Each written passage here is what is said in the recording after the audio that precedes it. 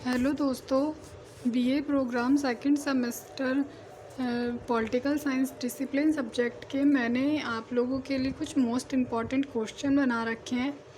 ये मैंने सभी चैप्टरों में से निकाले हैं और ये इस प्रकार के क्वेश्चन आपके पेपरों में आते हैं, इसीलिए इन क्वेश्चन को पढ़ लो और उसके बाद इसी में से कुछ क्वेश्चन आपके पेपर में आ सकते हैं। मैंने ये सब क्वेश्चन पेपर पढ़ करके ही बनाए क्वेश्चन, चैप्टर वाइज अलग अलग कर रखा है मैंने, फर्स्ट चैप्टर से लेकर लास्ट चैप्टर तक।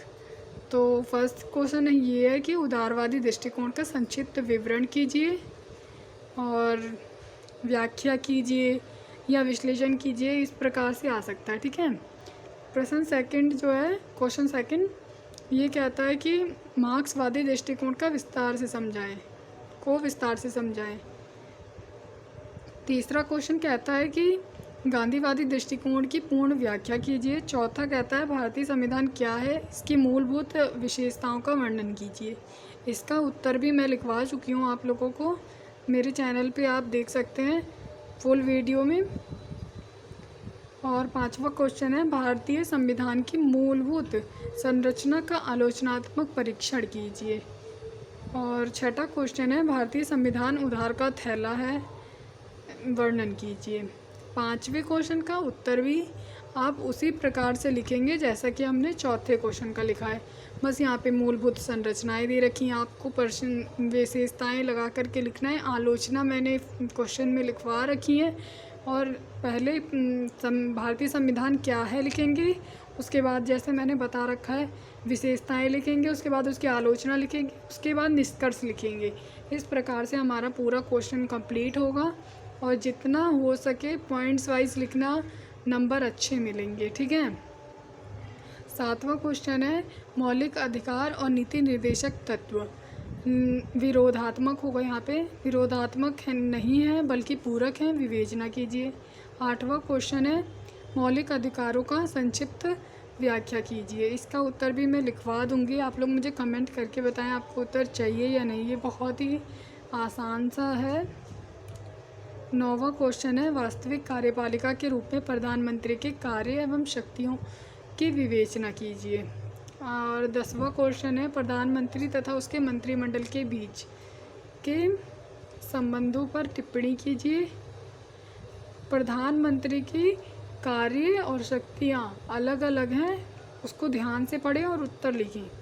ठीक है। 11वां क्वेश्चन है गठबंधन राजनीति के दौर में प्रधानमंत्री की क्या भूमिका होती है, या फिर निबंध लिखिए का मतलब निबंध नहीं लिखना हमें इसमें, इसका उत्तर हमें इस तरीके से लिखना है कि प्रधानमंत्री की जब एक पार्टी की सरकार बनती है तो प्रधानमंत्री कैसा काम करता है, और गठबंधन की सरकार में उसके ऊपर बहुत सारे दबाव बने रहते हैं। इसका क्वेश्चन का आंसर भी मैं आप लोगों को लिखवा दूंगी, आपको चाहिए तो आप कमेंट करके ज़रूर बताएं। 12वां क्वेश्चन है संसदनात्मक शासन प्रणाली से आप क्या समझते हैं। 13वां क्वेश्चन है संसद की विधायी प्रक्रिया का वर्णन कीजिए। 14वां प्रश्न है राज्यसभा की विशेष शक्तियों का विश्लेषण कीजिए। 15वां क्वेश्चन है तुम नहीं आएगा यहाँ पे, उच्चतम न्यायालय से चालू हो रहा है ये क्वेश्चन। उच्चतम न्यायालय के न्यायाधीश के लिए आवश्यक योग्यताएं, हमारी पुस्तक में दे रखा है ना अहर्ताएं। अहर्ताएं का मतलब होता है योग्यताएं, किस प्रकार की क्वालिफिकेशंस चाहिए हमें, उनको योग्यताएं और उनको हटाने की जो प्रक्रिया है उसका वर्णन करना है। और 16वें क्वेश्चन में हमें दे रखा है उच्चतम न्यायालय के मूल क्षेत्र अधिकारों का वर्णन कीजिए, कैसे यह पूरे देश में उत्पन्न होने वाले संघीय विवादों का निपटारा करता है। 17वां क्वेश्चन है उच्चतम न्यायालय के मूल शक्तियों और क्षेत्राधिकारों का वर्णन कीजिए। और 18वां क्वेश्चन है न्यायिक सक्रियता किस प्रकार मौलिक अधिकारों का संरक्षण करती है। न्यायिक सक्रियता और न्यायिक पुनरावलोकन दो अलग अलग चीज़ हैं और न्यायिक समीक्षा भी अलग चीज़ है, इसीलिए आप ध्यान से पढ़ें और उसको उत्तर ध्यान से लिखें। तीनों में डिफरेंस क्या है उसका पूरा ध्यान रखना है। ठीक है। और 19वां क्वेश्चन है वृत्त नहीं होगा यहाँ पे, रिट होगा। रिट किसे कहते हैं या रिट क्या होता है? यह किस प्रकार तुलनात्मक रूप से उच्चतम न्यायालय के पास अधिक व्यापक है। 20वां क्वेश्चन है, भारत में विशेष रूप से जाति के संदर्भ में शक्ति की संरचना का वर्णन करें। 21वां क्वेश्चन है, भारत में राजनीतिक संरचना में जाति का उदय कैसे हुआ और समाज में जाति पर इसके क्या प्रभाव पड़े हैं। 22वां क्वेश्चन है, भारत में जाति और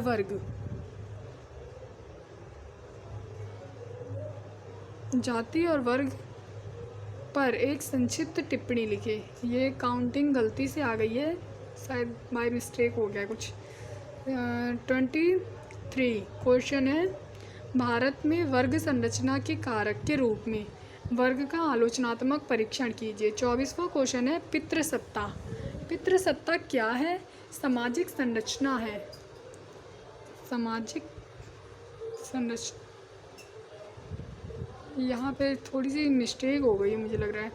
पितृसत्ता क्या है? पितृसत्तात्मक व्यवस्था को बनाए रखने में सामाजिक संरचना की क्या भूमिका है? क्वेश्चन इस तरीके से होगा, या फिर सामाजिक संरचना पितृसत्तात्मक व्यवस्था को बनाए रखने में क्या भूमिका निभाती है यहाँ पे गलत है बस, ठीक है। 25वां क्वेश्चन है, आधुनिक पितृसत्ता की विशेषता और पहलू का वर्णन कीजिए। विशेषताएं बतानी है और उसके पहलू। 26वां क्वेश्चन है, महिलाओं में पितृसत्तात्मक समाज में किन महिलाओं को पितृसत्तात्मक समाज में किन चुनौतियों का सामना करना पड़ता है। ये तो बहुत ही अच्छा क्वेश्चन है और अब मुझे लगता है लिख भी लेंगे सब अच्छे तरीके से। और 27वां क्वेश्चन है, भारतीय सेक्युलरवाद और तथा आधुनिकता के बीच किस प्रकार का संबंध है। सेक्युलरवाद की विशेषता बतानी है 28वें क्वेश्चन में। 29वें में, भारत में सांप्रदायिकता लोकतंत्र के समक्ष किस प्रकार की चुनौती है। सांप्रदायिकता किस प्रकार की चुनौती है उसके बारे में बताना है लोकतंत्र के लिए। और 30वां क्वेश्चन है, भारत में पार्टी और पार्टी सिस्टम किस प्रकार का है वर्णन करना है। हमारे पास भारत में कितने पार्टी सिस्टम चलते हैं?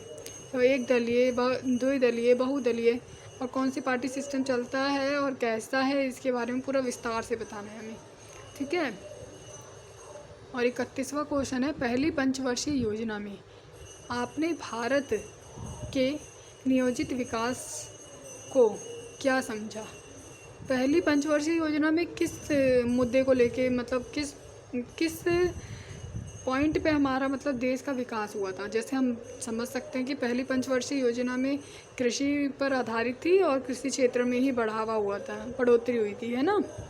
और 32वां क्वेश्चन जो है, योजना आयोग और नीति आयोग में क्या अंतर है, इसको बताना है अच्छे से, ठीक है। योजना आयोग है ना। 33वां क्वेश्चन, भारत में पर्यावरणीय आंदोलन पर संक्षिप्त टिप्पणी लिख रही है। 34वें में, भारत में महिला आंदोलन के मुद्दे का विवेचना कीजिए। महिला आंदोलन कौन कौन से थे वो बताने हैं। 35वां क्वेश्चन है, भारत में श्रमिक संघर्ष में नियमित रूप से पतन हुआ है। श्रमिक संघर्षों में नियमित रूप से पतन हुआ है, इसकी टिप्पणी करनी है। Thank you for watching and like, share, subscribe my channel for supporting me.